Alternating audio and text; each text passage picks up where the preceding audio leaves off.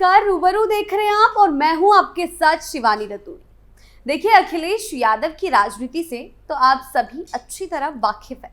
कैसे उनके शासन में माफिया राज और गुंडा राज ने पूरे प्रदेश की तस्वीर बदरंग कर दी थी। ये मैं नहीं कह रही, बल्कि खुद सपा के कई नेता भी खुलकर मान चुके हैं कि उस दौर में कानून व्यवस्था चरमरा गई थी। हाल ही में पूज्यपाल ने भी बेबाकी से उनके कारनामों की पोल खोलना शुरू किया था, जिससे समाजवादी पार्टी की छवि को बड़ा धक्का लगा। अब इसी क्रम में भाजपा की महिला विधायक केतकी सिंह भी खुलकर सामने आई हैं। केतकी सिंह ने भी अखिलेश और समाजवादी पार्टी पर भी तीखे सवाल उठाए हैं, जो एक बार फिर से सपा की राजनीतिक बदनामी का सबब बने हैं। इस पूरे विवाद ने साफ कर दिया है कि अखिलेश यादव और उनकी पार्टी वर्तमान में सवालों के घेरे में है और ये 2027 के चुनावों में उनके लिए बड़ी चुनौती साबित हो सकते हैं। क्या है पूरा मामला, आइए जानते हैं विस्तार से। अखिलेश पर भड़की बीजेपी विधायक। उत्तर प्रदेश की राजनीति में इन दिनों तूफान सा मचा हुआ है और इस बार इसकी वजह कोई चुनावी घोषणा, ये बड़ी नीतिगत लड़ाई नहीं, बल्कि एक महिला विधायक की व्यक्तिगत जीवन तक पहुंच गया राजनीतिक विरोध है। बलिया से भाजपा की विधायक केतकी सिंह और उनकी नाबालिग बेटी के इर्द गिर्द घूमती इस घटना ने न सिर्फ राजनीतिक मर्यादाओं पर सवाल खड़े किए हैं, बल्कि ये भी उजागर कर दिया है कि सत्ता की लड़ाई अब विचारधारा तक सीमित नहीं रही, ये अब दरवाजों तक पहुंच चुकी है और इसमें शामिल हैं महिलाएं, बच्चियां और सोशल मीडिया की भयावहता। बीते मंगलवार को केतकी सिंह ने अखिलेश यादव पर तंज कसते हुए कहा था, टोटी लौटा दो। एक हल्का फुल्का व्यंग जिसे हल्के अंदाज में लिया गया, सभी ने हल्के अंदाज में लिया, लेकिन समाजवादी पार्टी इससे बहुत ज्यादा आहत हो गई और जवाब में पार्टी कार्यकर्ताओं कथित तौर पर लखनऊ स्थित विधायक के घर पहुंच गए, नारेबाजी करने लगे और ये सब तब हुआ जब घर में मौजूद थी केवल विधायक की 16 साल की बेटी। ये सिर्फ एक राजनीतिक बयान पर प्रतिक्रिया नहीं थी, ये उस समय को लांघ जहां राजनीतिक व्यक्तिगत हो जाती है। ये उस समय की बात है, घरों की दहलीज लांघ दी जाती है और मनोविज्ञान पर असर छोड़ती है। सपाइयों के उड़े होश। इस पूरे घटनाक्रम के बाद जिस तरह से भाजपा विधायक ने प्रतिक्रिया दी, उन्होंने तीखे शब्दों में सपा पर आरोप लगाए कि उनके डीएनए में ही महिलाओं और बच्चियों को प्रताड़ित करने की प्रवृत्ति है। ये सामान्य राजनीतिक आरोप नहीं थे, ये वो शब्द थे जो तब निकलते हैं जब किसी की बेटी डरी हुई हो, स्कूल जाने से मना कर रही हो और माँ को ये कह रही हो कि मम्मी मैं स्कूल नहीं जाऊंगी, मुझे डर लग रहा है।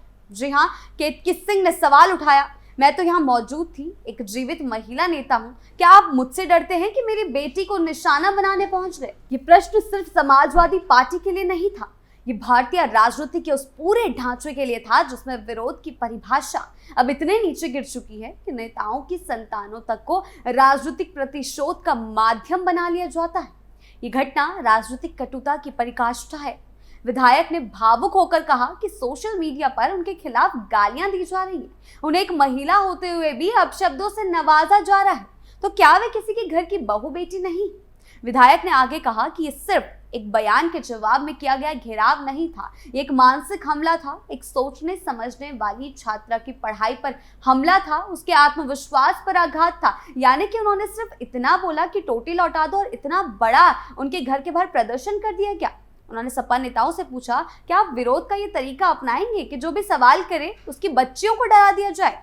केतकी सिंह ने अखिलेश यादव पर दिए गए अपने बयान को लेकर सफाई देते हुए कहा कि मैंने क्या कहा था, किसको चोर कहा था?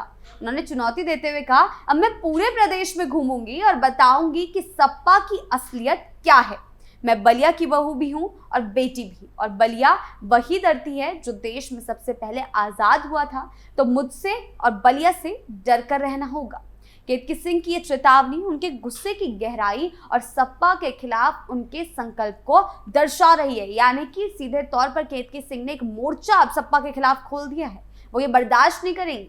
उन्होंने ये भी कहा कि जब विधानसभा का सत्र चलेगा तो वे इस मुद्दे को सदन में भी उठाएंगी और जरूर उठाएंगी और ये पूछेंगी कि जो लोग इस तरह से बच्चियों को निशाना बनाते हैं, क्या उनके खिलाफ कार्रवाई नहीं होनी चाहिए? क्या ऐसे नेता लोकतंत्र के योग्य हैं?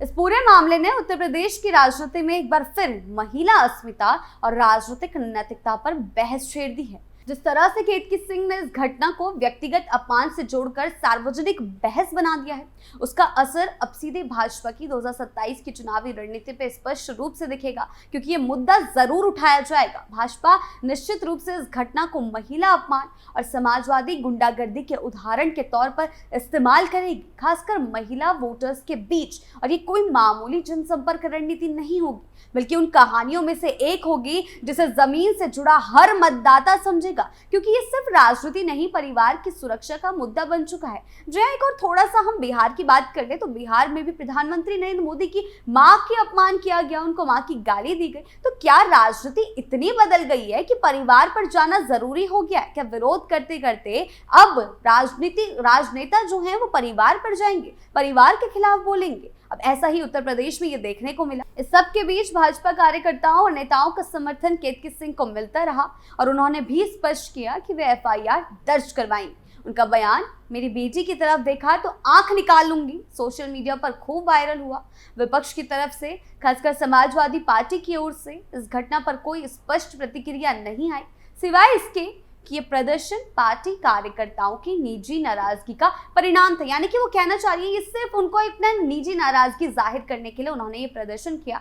आधिकारिक रूप से पार्टी ने इस प्रदर्शन को समर्थन नहीं दिया, लेकिन सवाल ये भी उठता है कि जब पार्टी कार्यकर्ता खुलेआम महिला विधायक के घर बाहर पहुंच जाते हैं, घर के बाहर चले जाते हैं, नारेबाजी करते हैं और उस घर में केवल एक बच्ची मौजूद होती है, तो क्या उस पर पार्टी की जिम्मेदारी नहीं बनती? अगर आधिकारिक रूप से उन्होंने इसको समर्थन नहीं दिया तो फिर भी ये पार्टी की जिम्मेदारी बनती है, क्योंकि ये उनके कार्यकर्ता हैं। इसके आगे की राजनीति में ये घटना एक बड़ी भूमिका निभा सकती है।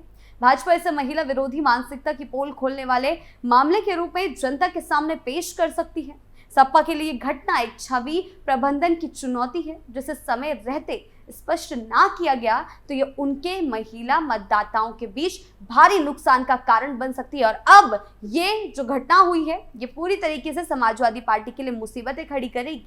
पूरा घटनाक्रम दिखाता है कि उत्तर प्रदेश की राजनीति अब विचारधारा, विकास और नीतियों की सीमाओं से बहुत आगे निकल चुकी है।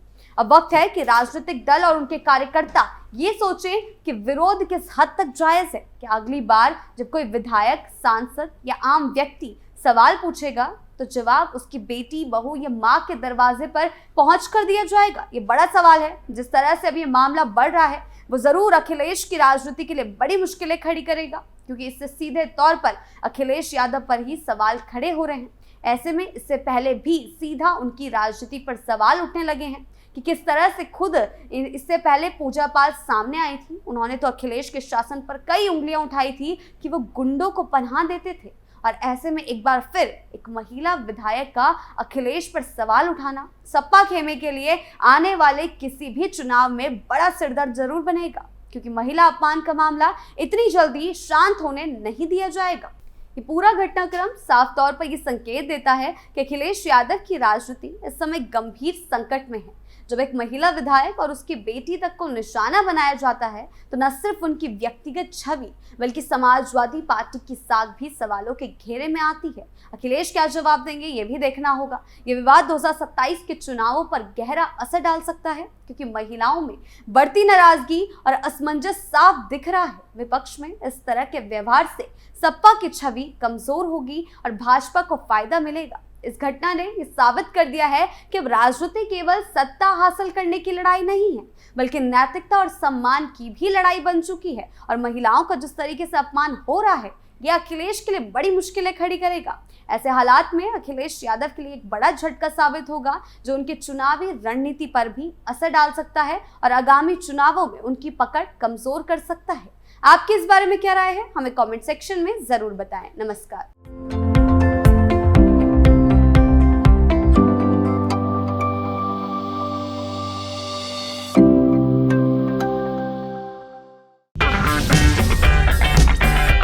अगर आपको हमारा वीडियो पसंद आया हो तो इसे लाइक करें, हमारे चैनल को सब्सक्राइब करें और हाँ, बेल आइकन दबाना ना भूलें, ताकि आप तक हमारे वीडियो की नोटिफिकेशन पहुंचती रहे। आप अपना सुझाव हमें कमेंट बॉक्स में दे सकते हैं। हमारे साथ जुड़ने के लिए शुक्रिया।